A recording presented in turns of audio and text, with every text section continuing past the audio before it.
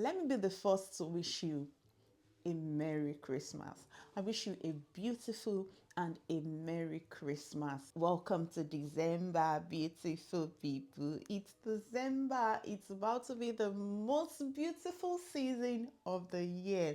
You know, one random thing is when I was still in Nigeria, I don't usually put up my Christmas decor up until maybe a week to Christmas. Now, moving outside Nigeria as early as I think late October, on the street you're seeing decor everywhere, you're seeing the lights, you're seeing the city dazzling and all of that, and then I'm like, wow, it's usually a very beautiful thing, and I'm like, oh, this is good. And that has kind of actually rubbed off on me in a good way, I must say. Yes, in a good way, because now I think I've had my Christmas tree up by, like, I think like about November. Actually, I think by November, maybe like around the 20th or something. Anyway, meanwhile, if I was back home in Nigeria, that Christmas tree is not coming up until December. I just want to just take a moment to say thank you all for sticking by me. Thank you all for watching. For every person that has come across this channel and have engaged, thank you. Thank you for doing this with me. Yes, and I look forward to an amazing 2026. I just thought that we're already in the festive move, and maybe a lot of us are probably just chilling, like, oh, it's the end of the year and all of those things. And so my videos over the next couple of days is actually over the next couple of weeks rather, will be focused on things that we want to talk about, like end of the year review, assessments, and all of those things. And so today I want to talk about some things that I feel like how do I put this? Yes, let me say today we are going to be talking about 10 parenting habits that we need to leave behind in 2025 so that we can enter 2026 with peace, patience, and connection. My ultimate desire for every parent and child is for us to have healthy connections with our children, and as parents to children and as children to parents. I kind of feel like the connection is the most important thing we can offer ourselves. I mean, God created us all for relationships, right? So it's important for us that we have healthy connection with our parents and with our children. Let's quickly talk about 10 parenting habits that we need to leave behind in 2025 so that we can actually build that healthy connection with our children in 2026. Number one, the one which even me, I am still guilty of. So if anybody comes up here, or if you see anybody that tells you that, oh, parenting is all rosy or that they are perfect at it, emu. The number one on my list today is yelling as a default response. It's almost impossible for us not to yell, right? Especially when we feel like these children, they're frustrating me, they're stressing me. Yelling seems to be like the default response for all of us. So if you feel like yelling is your go-to response, you are not alone. I've just told you that even me, I'm guilty. I sometimes still yell. And that's actually because that's how most of us grew up. We grew up just thinking that that's the way to respond. That's how you would make your child listen to you. That's how you make your child do what you want to do. Let us be honest. For all the times you have been yelling at your children, let me know. Do they always respond with yelling? Sometimes you might feel like, oh, it worked, but more often than not, they'll just be looking at you like this, like, why are you raising your voice? So please, in 2026, we need to be calmer. We want to enter 2026 using steez to parents. You get what I'm saying? So please, let's not always tune to yelling as a default response in 2026. There are calmer approaches. I've talked about them on this channel. So please, let's do a bit of digging and see, okay, how better can I respond to my children? Especially if you analyze the yelling and you see that yelling has actually not yielded anything. So why not adopt something that puts you more at peace and that improves your connection between you and your child? Every interaction with your child, pay attention and think, okay, is this helping us to improve our connection? Okay. The second one is using threats or overusing threats. Let me say overusing threats. When we say things like, do this or else, if you do this, then you will get this. If you don't do this, then you will not get this. Those threats, they may look like they will work in the short term, but on the long run, they would actually break long-term trust. Yeah, that's the dilemma. it will break long-term trust. While it may seem like, oh, okay, when I told him if you don't do this, you won't get this, he did it. Short term is working, but long term, it would break long-term trust. So instead of using threats, instead of doing what I call fear-based parenting, let us use clear boundaries.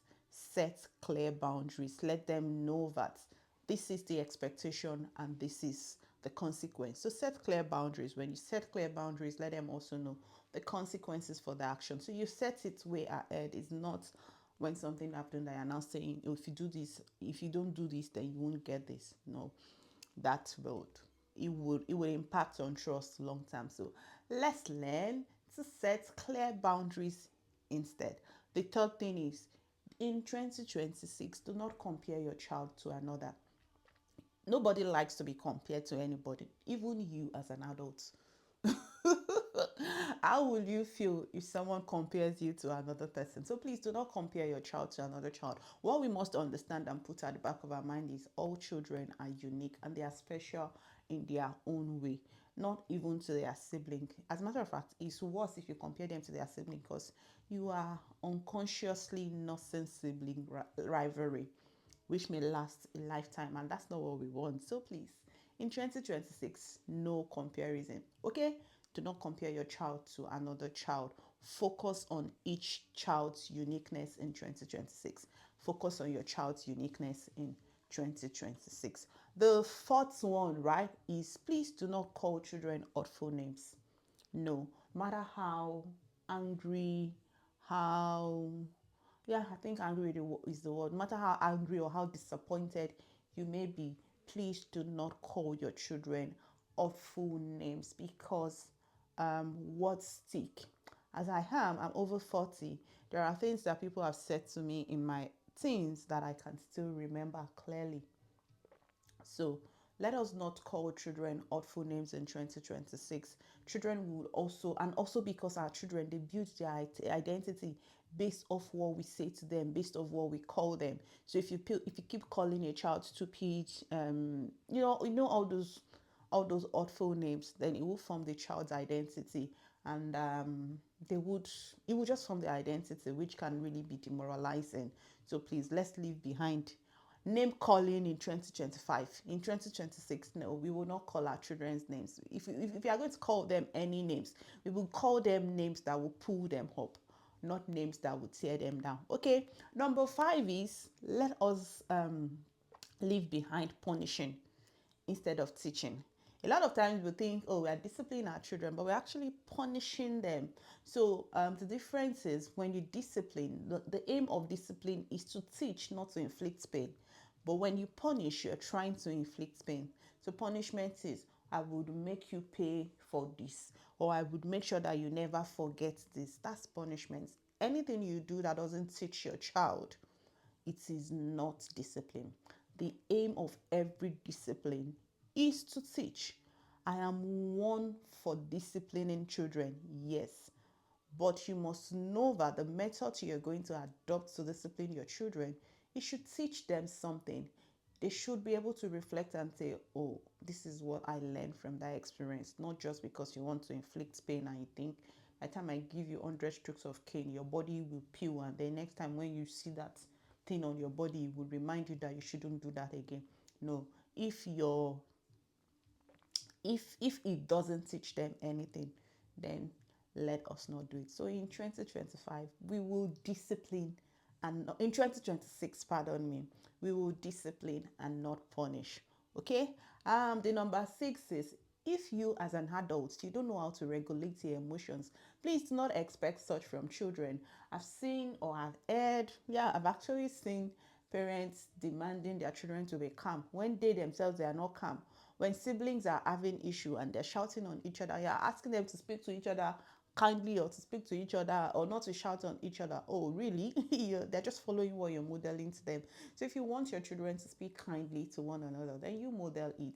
If you want them to learn how to express their displeasure even when they don't like something, you also have to model it to them. So don't demand from a child to regulate their emotions when you as an adult you haven't done that. So in 2026, we are going to be modeling what we want to see. Okay? You will model what you want to see. And that would mean that even you as a parent, you need to learn to self-regulate. You need to learn how to de-escalate issues when things are happening. Okay? When we do that, our children will also pick it because that is what they see us do. Thank you. Number 7 is in 2025. Don't go into 2020. Excuse me. Don't go into 2026 not apologizing when you are wrong. Yes, I know we parents, we like to do, I'm the parent here. How can I be apologizing to my child? My darling sister, my darling brother, we have to apologize to them when we are wrong. Yes, I know it's almost difficult, especially for we who have come from Africa. Like, how can I be apologizing to a child that I betted? Hey, we have to, because that is how they would also learn. And that is how they will know that we are all humans and humans are prone to making mistakes. So in 2026, we will apologize to our children when we are wrong. That habit of not we will apologize with our words because you might say, oh, I bought you a clothes. You still have not apologized if you have not told me, oh, well, I'm sorry for shouting at you. We have to use our words to apologize basically, because sometimes we can say, I'll just buy in pizza, that's my peace offering.